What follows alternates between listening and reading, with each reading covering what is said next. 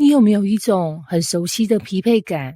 不是你不努力，是你很努力，还是没有人看见？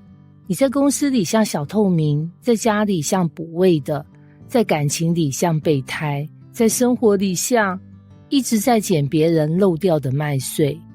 然后你心里最常冒出一句话：我是不是只配捡剩下的？今天路得记2章8到16节，神要回答你这个问题，而且答案不是安慰而已，是直接把你从捡剩的带进被款待的。先浓缩一下背景，那时候是收割季，路得是寡妇，外地人，没背景，靠捡麦穗为生。这种工作不是正式聘用，简单说就是你去田里捡人家收割后剩下的。但波阿斯不是一般地主，他是有资源、有地位，而且很敬畏神的人。重点来了，当一个有权有势的人看见一个最弱的人，他怎么对他？然后呢，经文一开始，波阿斯直接对路得说：女儿啊，你听我说，不要往别人的田去，也不要离开这里。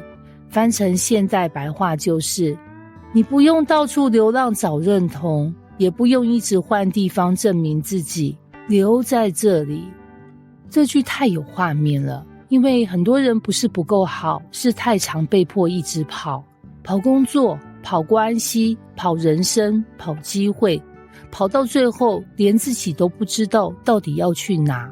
你以为你是在找出路，其实你是在找一个可以安心待着的地方。然后波阿斯在说，要随我的使女拾取麦穗，意思是你不用自己一个人硬撑，你可以跟着群体走。这超重要，因为很多人灵命低潮，情绪低潮，人生低潮，最先做的事情不是求救而是更鼓励自己。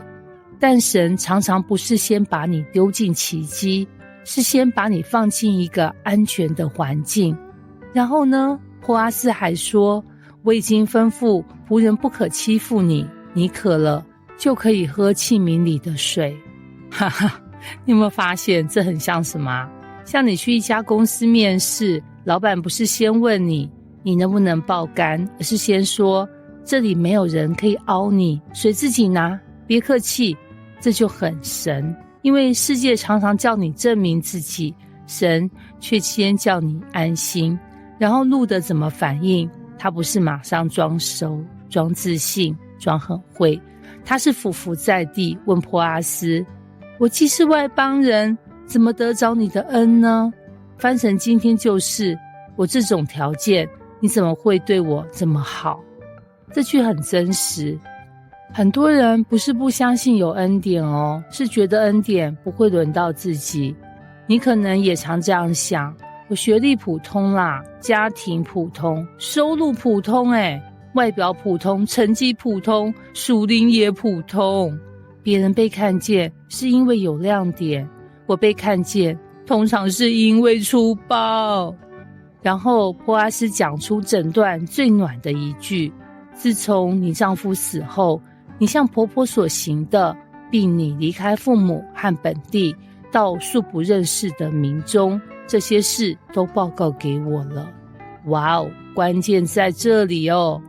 他不是只看他现在捡麦穗，他看见他一路走来的忠心。你看哦，世界常常只看你的履历，神却看你的眼泪，你的选择，你的坚持。你现在也许只是做一件很小的事，照顾家人，撑住情绪，继续祷告，继续上班，继续不要放弃，别小看啊，神有记录。然后波阿斯说那句超有力量的话：愿耶和华照你所做的赏赐你，你来投靠耶和华以色列神的翅膀下，愿你满得他的报偿。翻成现代版就是：你不是在乱撑，你是在飞进神的翅膀底下。这不是鸡汤，这是信仰。不是你多强，是你终于知道自己可以靠谁。然后呢，到了吃饭时间，剧情直接反转。波阿斯说：你到这里来吃饭，诶，刚刚还在捡麦穗耶，现在直接被邀请吃饭。这就像你原本以为自己是去工地打零工，结果老板突然说，来，先坐，今天你跟我们一起吃。哈哈，还没完呢，他拿烘了的穗子给他，他吃了饱了，还有余剩。这句很重要，因为神的供应不是刚好够，很多时候是满到有剩。你以为自己只能撑一天，神可能先让你知道，他不只是救你免得饿死，他要喂饱你。接着波阿斯更猛，直接对仆人说，他就是在河捆中拾取，也不可羞辱他，并要从河捆中抽出些来，留在地上，任他拾取，不可讹吓他。翻成今天超狠哦，不要只让他捡掉在地上的，你们还要故意掉一些给他。这是什么意思？意思是神不只让你活下来，他还会让人刻意为你预备祝福。你现在也许还在地上捡，但神可以让你进到河捆中，也就是进到原本不属于你的恩典现场。最后这段经文很像在对每个低潮的人说，你不是只能捡剩下的，你不是只能站在外围，你不是只能喝别人剩的，在神的手里，你可以被邀请，被保护，被喂饱，甚至被祝福到有余。